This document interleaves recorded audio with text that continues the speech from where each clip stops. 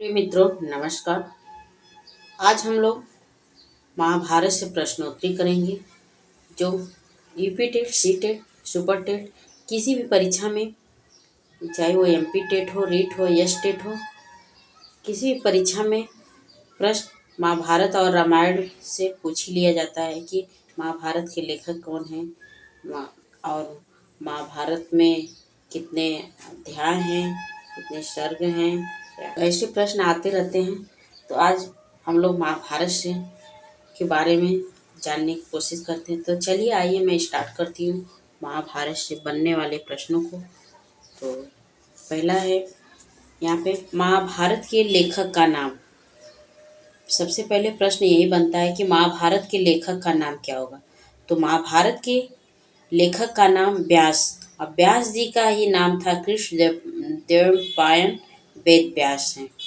और पिता का नाम, व्यास जी के पिता का नाम था पराशर ऋषि और माता का नाम सत्यवती। और यमुना द्वीप में जन्म के कारण वेद व्यास को द्वैपायन कहा जाता है।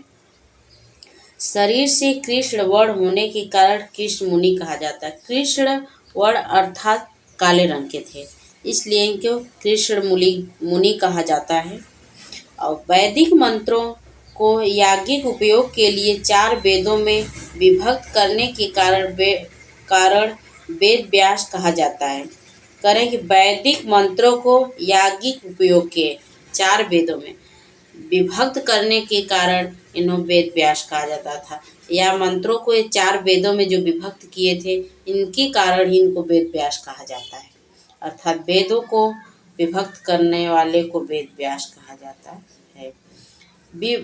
व्यास वेदान अस्मात् स तस्मात् व्यासीति स्मृतः। और व्यास ने 3 वर्षों में महाभारत जैसे महान ग्रंथ की रचना की थी। अर्थात महाभारत के ग्रंथों की रचना कितने दिनों में हुआ था, कितने वर्षों में हुआ था, तो ये 3 वर्षों में जाके कंप्लीट हुआ था। 3 वर्ष लगे थे इसकी रचना करने में महाभारत की।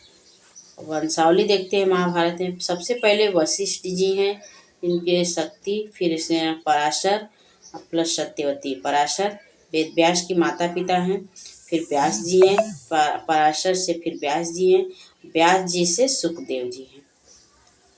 और जन्म स्थान उत्तरापथ हिमालय है। भारतीय जनमानस की विश्वास परंपरा के आधार पर व्यास को कौरवों और पांडवों के समकालीन माना जाता है। कौरवों और पांडवों के समकालीन थे। वेद व्यास वेदों के विभाजन कर्ता, महाभारत एवं भागवत पुराण सहित सभी 18 पुराणों के कर्ता के रूप में प्रसिद्ध हैं। पुराण कितने? 18। तो 18 पुराणों के कर्ता के रूप में ये प्रसिद्ध है। कौन? वेद व्यास जी। भारतीय विश्वास में प्रत्येक द्वापर में आकर वेद व्यास वेदों का विभाजन करते हैं। 28वें व्यास का नाम कृष्ण द्वैपायन व्यास है।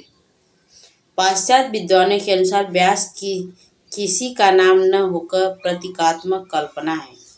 व्यास का अन्य नाम बादरायण व्यास बद्रिकाश्रम में ज्ञान की साधना की थी।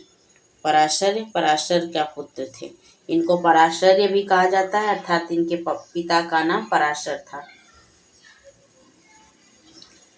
और महाभारत का परिचय, महत्वपूर्ण तथ्य। महाभारत के बारे में हम जानते हैं, इसके ऊपर हम लोग वेद व्यास जी के बारे में जाने। वेद व्यास जी कौन? जो महाभारत की रचना किए हैं। और महाभारत की जो रचना किए, अब हम महाभारत के बारे में जानेंगे। तो महाभारत में देखिए कैसा प्रश्न बनता है। विश्वांगमय में सर्वाधिक विशाल ग्रंथ महाभारत। अर्थात प्रश्न बन सकता है कि सबसे बड़ा, सबसे विशाल ग्रंथ कौन सा है? महाभारत है। और महाभारत में 1 लाख से अधिक श्लोक हैं। ये भी प्रश्न आता है कि महाभारत में कितने श्लोक हैं? तो 1 लाख से भी अधिक श्लोक हैं। यह भारतीय जीवन शैली की समग्र और यथार्थ स्तुति है। और यह आकर ग्रंथ है। इनकी मान्यताएं शाश्वत अर्थात सार्वकालिक और सार्वदेशिक है। सार्वदेशिक मतलब सभी देशों में महाभारत और रामायण की चर्चा की जाती है, तो ये सभी देशों में फैली हुई है। भारतीय परंपरा महर्षि व्यास की गणना सप्त चिरंजीवियों में करती है। अश्वत्थामा बलिर्व्यासो हनुमानस्य विभीषणः कृपा परशुरामश्च सप्तते चिरजीविनः। महाभारत भारतीय संस्कृति और आचार परंपरा का सर्वोत्तम, विश्वसनीय और आदर्श एवं महानतम ग्रंथ है। अर्थात महाभारत एक अत्यंत ही बहुत ही विशाल और सर्वप्रिय और सभी की विश्वासों को जीतने वाला एक आदर्श महान और सबसे बड़ा ग्रंथ है। और इसमें अश्वत्थामा, बलिजा, हनुमान जी, विभीषण, परशुराम ऐसे अनेक चिरंजीवियों ने जन्म लिए थे, अर्थात इन्हीं के समय के ये लोग हैं। और महाभारत एक आर्ष महाकाव्य है।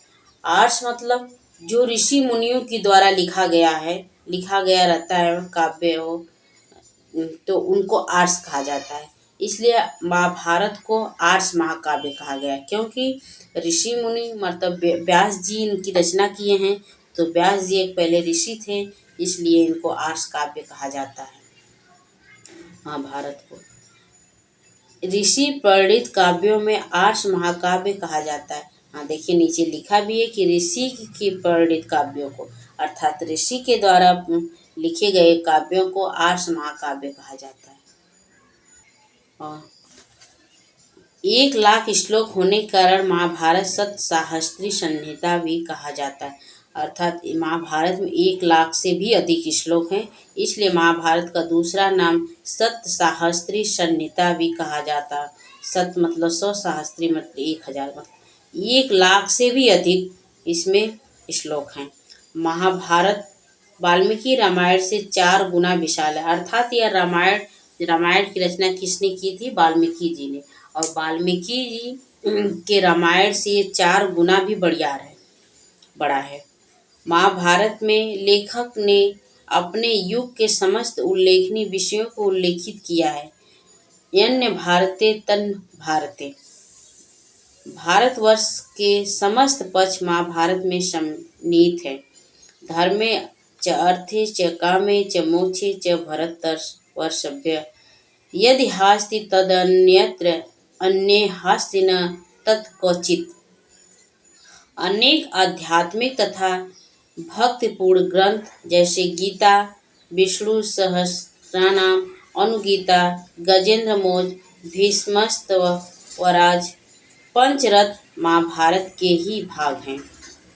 वैदिक धर्म और सिद्धांतों का व्यवहारिक रूप में हमें महाभारत में उपलब्ध होता है। अर्थात जो वैदिक धर्म है और सिद्धांत है वो व्यवहारिक रूप अर्थात हमें समझने लायक, जानने लायक, ये सब महाभारत में ही होते हैं, उपलब्ध हैं।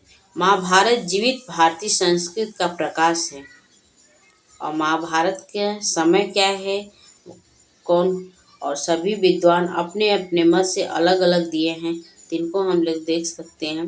बाल गंगाधर तिलक द्वारा लिखी ईस्वी पूर्व 5,000 वर्ष पुराना है। डॉक्टर वसंत देव कुमार ईस्वी, मतलब ये प्रश्न नहीं बनेगा, तो हमें इसको देखने की जरूरत नहीं।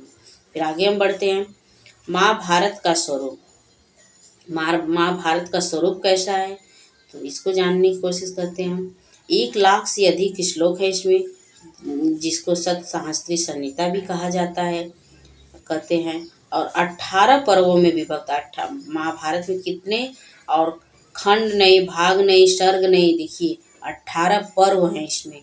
इसका भी हमें ध्यान दिया जाना चाहिए कि उसमें ऑप्शन में पूछ देता है कि ये खंड है, 18 खंड, 18 भाग, 18 पर्व, 18 सर्ग, तो उसमें से हमारा ऑप्शन राइट होगा 18 पर्वों में विभक्त है। और युधिष्ठिर इस ऐतिहासिक काव्य के नायक हैं। और इस ऐतिहासिक काव्य अर्थात महाभारत के नायक कौन है, ये पूछ सकता है, तो युधिष्ठिर हैं। सबसे बड़ा पर्व शांति पर्व है, जिसमें 14,000 श्लोक हैं। महाभारत में जो 18 पर्व हैं वो उसमें से सबसे बड़ा जो पर्व है उसका नाम शांति पर्व है, और इसमें 14,000 श्लोक हैं। और सबसे छोटा जो पर्व है महाप्रस्थानिक पर्व है, इसमें 1,500 श्लोक हैं। 18 पर्वों के अलावा अंत में इसे परिशिष्ट के परिशिष्ट के रूप में हरिवंश पर्व में कृष्ण जीवन चरित्र वर्णित है। इसे इसे मिलाकर श्लोकों की संख्या 1,00,000 होती है।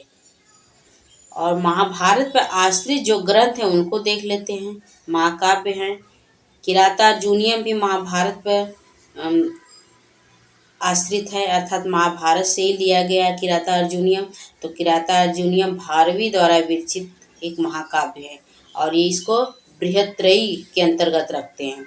और शिशुपाल वधम ये माघ द्वारा रचित है, ये बृहत्त्रयी है। नैषधीचरितम श्रीहर्ष, तो बृहत्त्रयी के अंतर्गत 3 आते हैं और तीनों कौन कौन से हैं? तो किरातार्जुनीयम, शिशुपाल वधम और नैषधीचरितम। और उनके लेखक हैं भारवी, माघ, श्रीहर्ष। और अगला है भारत मंजरी भी महाभारत पे ही आश्रित है, जिसके रचनाकार क्षेमेंद्र जी हैं। और नला भी उदय वामन भट्ट बाढ़ जी हैं।